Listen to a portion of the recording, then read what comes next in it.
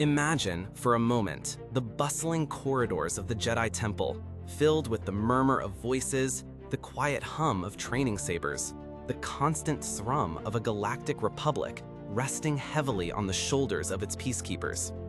And then, picture a different scene entirely.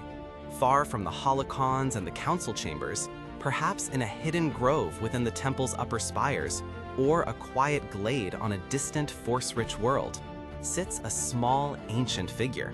His eyes, usually bright with age and insight, are closed. His breathing, slow and almost imperceptible. This is not meditation as we typically understand it. This is something far deeper. This is Yoda, communing with the very breath of existence, finding his sanctuary within the living force. Grand Master of the Jedi Order, a beacon of wisdom, a general in the Clone Wars, a political advisor. The galaxy's burdens were undeniably his. Yet how did he maintain such unwavering calm, such profound insight, amidst the constant maelstrom of conflict and complex decisions? How did he continue to offer such clear, unwavering guidance, even as the darkness deepened around them? The answer, a detail often overlooked but profoundly significant, lies in these sacred, private moments.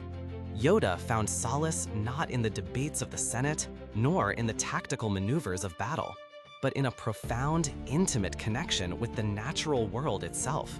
It was here, surrounded by the quiet hum of life, the rustle of leaves, the gentle flow of water, the unseen pulse of countless living beings, that he allowed the calm, living force to flow through him, not merely around him, as it always does for a Jedi, but consciously and deeply permeating his very being, washing away the noise of the galaxy and grounding him in the fundamental truths of existence.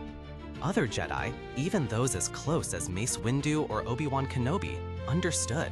They knew when the Grand Master retreated into these moments, it was not merely for rest, but for renewal of the deepest kind. It was a sacred trust, a recognition that he was not just meditating, but truly communing with the deepest energies of existence. They knew to respect his privacy during these times, understanding that to disturb him would have been to sever a vital lifeline to the very source of his power and understanding. It was a silent agreement, an unspoken reverence for the profound spiritual work he was undertaking. This detail paints such a beautiful, profound picture of Yoda, not just as a powerful Jedi Master, but as a true mystic, a being who fundamentally understood that to lead, to guide, to possess immense wisdom, one must first retreat from the noise of the world and find one's own unshakable center. His wisdom wasn't just accumulated knowledge, it was a living, breathing insight, constantly refreshed by this direct communion with the primordial essence of the Force. He wasn't just interpreting ancient texts, he was listening to the universe itself, feeling its pulse, understanding its ebb and flow. Think about the dichotomy: the political leader, the warrior, the strategist, and then the solitary mystic, rooted in the earth, bathed in the Force's purest essence. This isn't just a pleasant habit, it's a necessary practice for someone bearing such immense responsibility.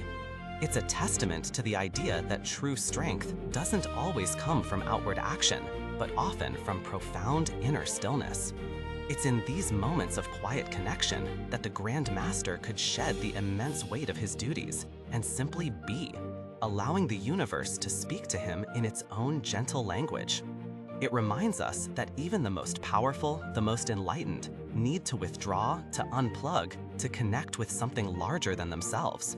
It's in these moments of quiet connection that clarity emerges, that perspectives shift, and that the answers to life's most complex questions begin to surface, not as intellectual constructs, but as intuitive truths whispered by the very fabric of reality.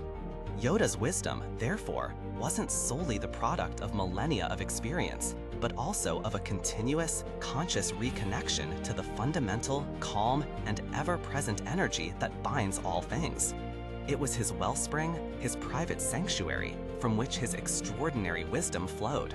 This image of Yoda finding his sanctuary in the flow of the living force is perhaps one of the most powerful and beautiful insights into his character. It shows us that his unparalleled wisdom wasn't born from endless study alone, but from a profound, personal, and deeply mystical relationship with existence itself. He didn't just understand the Force, he became one with its pulse, its breath, its very being, recharging his spirit and clarifying his vision, allowing him to embody the Jedi ideals in the most profound way. What are your thoughts on this aspect of Yoda's character? How do you interpret his unique connection to the living Force? And what lessons do you draw from it for our own lives? We'd love to hear your insights in the comments below. And if this journey into the deeper layers of a beloved character resonated with you, consider subscribing or following for more thoughtful explorations. Until next time, may you find your own moments of calm connection